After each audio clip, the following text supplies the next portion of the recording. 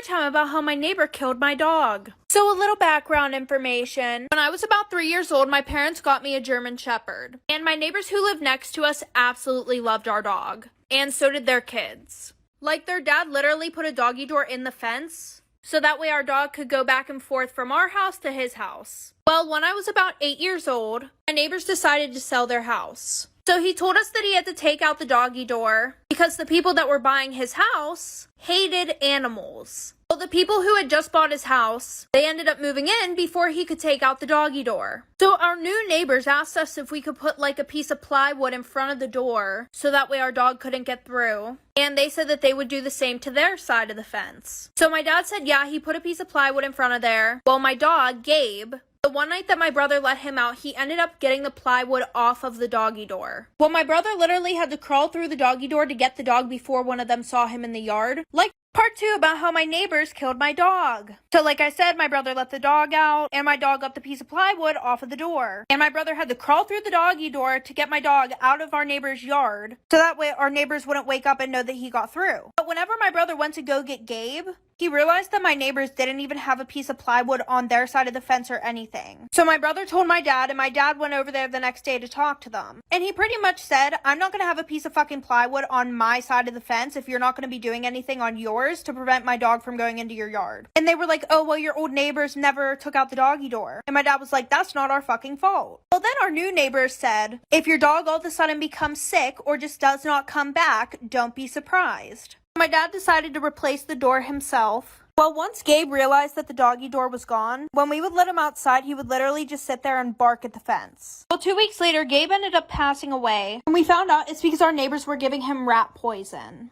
Story time about how my best friend got with my boyfriend. Whenever I was in 6th grade, my mom had put me in this summer camp, and that's where I met my best friend, Jenna. Well, any boys that I liked at summer camp, Jenna would try and go after them. So fast forward, Jenna and I never went to the same school, which was so nice because I could literally tell her about any guy that I liked and she would not know who the hell it was. Okay guys, real quick before we continue with this story time, today's story time is sponsored by my favorite investing app called Public. With the app Public, I always know which stocks are trending and what my friends and other awesome people are investing in. So make sure to go click the link in my bio to start investing with as little as $1. Okay guys, back to the story. Well, I decided to invite her to my school's football game, the one that my boyfriend was going to be playing at.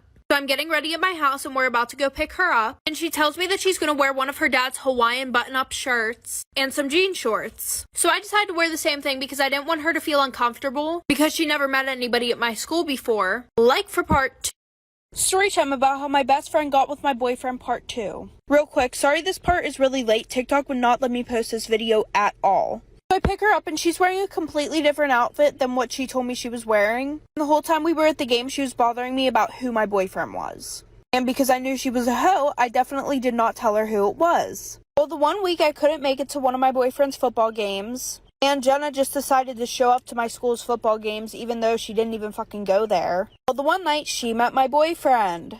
She texted me about it that night saying, oh, he's super cute, da-da-da-da-da. I asked my boyfriend what he thought of her, and he said that she was weird and she was hitting on all of his friends. So I thought I didn't have to worry about them getting together, right?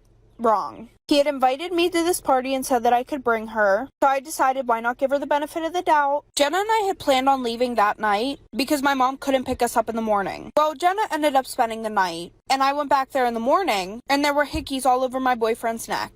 Story time about why I will never ever ride in an Uber ever again. So a little background information, I was 16 and in 11th grade. So my parents decided to go away for the weekend. They wanted to go and visit some family who lived like 2 hours away. So I decided that it was a good idea to invite my friends and my boyfriend and his friends over for a sleepover. And once we were all at my house, we realized that we were pretty bored, so we decided to go to the fair. So we decided to go to the fair around 9:15. But because we were all lazy AF, we decided to just get an Uber to the fair instead of driving. The Uber there was fine. We went, we had a super great time, and then it was time to go home. It said our Uber was going to come at 10:30, but instead it came at 10:45, which I didn't think was a big deal because Ubers are late sometimes. So we all got into the Uber, and mind you, my house was literally 15 minutes away. So I ended up taking a nap because I was really tired, and then I woke up, like for part 2. Part Two about why I will never ever ride in an Uber ever again. So like I said, my house was only 15 minutes away. So since I was really tired from the fair, I decided to take a nap. Well, I woke up 20 minutes later and we were in the middle of nowhere. Like when I tell you, we were on a road that literally just kept on going. I asked my boyfriend where we were and he said that we had been on this road for a while. So at this point, we're all texting each other. And all of our friends are saying, no, we're fine, this is the way. So then I look up my address on Google Maps, and we are 45 minutes away from my house. So then I send it in the group chat, and now everybody starts to freak out. Not to mention, our Uber driver was on the phone the whole time, but he had his AirPods in, and we couldn't understand anything that he was saying. So that's when my friend Sophie, she was in the front seat, she shoved the directions in his face, and was like, I think you're going the wrong way. So then he busts a U-turn, and he's yelling at this point on the phone. And an hour later, we make it back to my house. I have a feeling if it wasn't for my friend Sophie, we wouldn't have made it out of there. Story time about how I found my uncle sleeping with my best friend. So a little background information. I was 18 at the time and a freshman in college. My uncle was a National Guard, and we were the same age, we went to the same school, and we also had the same friends. And while he was away, I had made one friend that he didn't know about. Her and I became best friends, we got into the same college, and we were in the same dorm room together. Well, the one day my uncle came to my college to surprise me. I ran up to him, I gave him a big hug, and my best friend was super confused because I had never introduced them. And when I introduced them, there was this weird, awkward vibe. So all three of us went back to the dorm room, and I asked her if it was okay that he spent the night, because I didn't want to be that person to just invade her space. So she ended up saying yes, and eventually we all got really hungry, and we all wanted Chick-fil-A, so I went and I left them all alone in the room together. Like for part 2. Part 2 about how I found my uncle sleeping with my best friend. So like I said, I went to go get us Chick-fil-A and I left them in the dorm all alone together. While I was waiting in line, I called them to ask what they wanted and nobody answered the phone. So I was like, okay, whatever, it's fine. They're probably just busy talking. So I low-key took a long time because I went to the grocery store to get some cookies. I was just craving them. So then I get back to the dorm room. As soon as I open the door, I see both of them unclothed on top of each other on the bed, doing the nasty. So for some reason, I had a broom and I threw it at my uncle and I went to my friend's apartment that night. And when I told my mom about it, she said that it was my fault because weirdly enough, they praised all the boys in my family.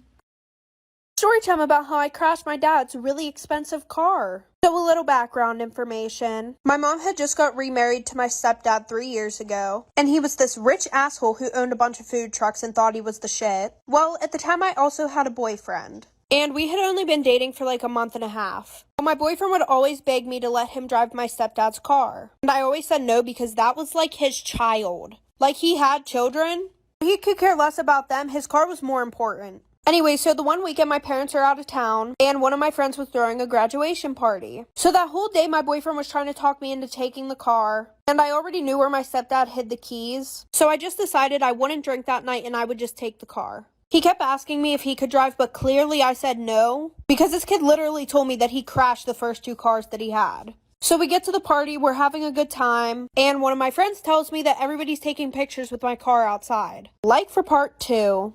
Part 2 about how I crashed my dad's very expensive car. So like I said, everybody's taking pictures of the car, but I decided to let it go at first. I mean, there was one point where I went outside just so that way I could kind of let everybody know, hey, you're taking pictures with my car. Well, half an hour later, my boyfriend and I decided to leave, and he's obliterated. Like, we probably got 50 feet from her house, and then I had to stop the car so that way he could get out and throw up in somebody's yard. Anyway, so he gets in the car, we're on the way back to my house. And my house was like a 20-minute drive away. Well, we were 5 minutes from my house. At this one intersection, I get a green light and I go to make a right, and I accidentally hit a car turning out of the bar parking lot. So I'm literally freaking the fuck out. And my boyfriend's in the seat next to me crying for some reason. So the guy in the other car calls the cops. The cops show up, they call my stepdad and my mom. My boyfriend went to the hospital, he had alcohol poisoning. Well, my boyfriend told his mom that it was all my fault and I'm grounded for 6 months. Story time about how I was dating the school shooter.